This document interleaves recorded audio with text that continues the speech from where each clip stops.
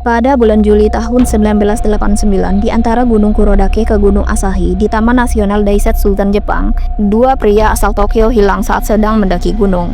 Polisi Hokkaido yang mencari mereka menggunakan helikopter melihat tanda SOS besar dari langit.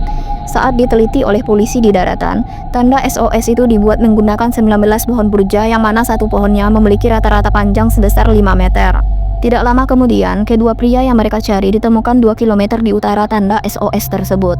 Namun, ini malah menjadi awal misteri dari kasus ini, karena saat kedua orang itu diinterogasi oleh polisi setempat, mereka berdua mengatakan kalau mereka tidak tahu menahu tentang tanda SOS raksasa yang polisi temukan. Hal ini tentu membuat polisi terkejut, karena polisi mengira kalau tanda SOS yang mereka temukan dibuat oleh kedua pegunung yang hilang tersebut. Keterkejutan ini pun dilanjutkan dengan realisasi mengerikan kalau pastilah ada orang hilang lain di area tersebut yang membuat tanda SOS raksasa itu. Berbekal realisasi ini, keesokan harinya polisi kemudian langsung mengirimkan petugasnya kembali ke area di sekitar tanda tersebut ditemukan. Di pencarian ini, polisi berhasil menemukan beberapa barang bukti yang berbeda. Tulang manusia dengan bekas gigitan hewan liar, dan beberapa retak tulang yang diperkirakan terjadi sebelum orang tersebut meninggal. Lubang yang cukup besar untuk dimasuki satu orang yang mana berisi 4 kaset rekaman, alat perekam suara, satu backpack, beberapa jimat, tengkorak manusia, tripod, sepasang sepatu baseball untuk pria, 2 kamera, 1 buku catatan, dan SIM atas nama Kenji Iwamura.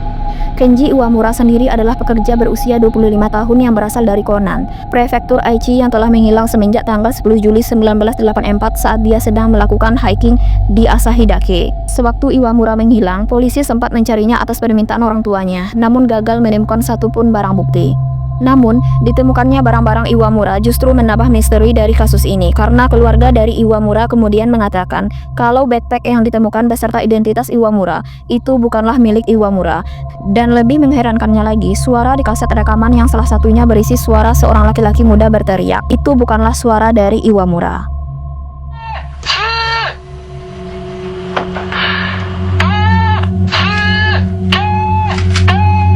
Sulitnya lagi, saat itu tes DNA masih merupakan hal yang amat baru di Jepang, sehingga kurang dapat diandalkan yang membuat polisi tidak menggunakannya di kasus ini.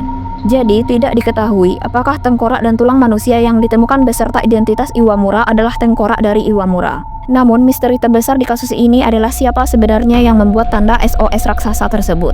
Hal ini dikarenakan tulang manusia yang ditemukan polisi saat itu diperkirakan sangat lemah dan kurus, sehingga mustahil dia dapat membuat tanda tersebut sendirian.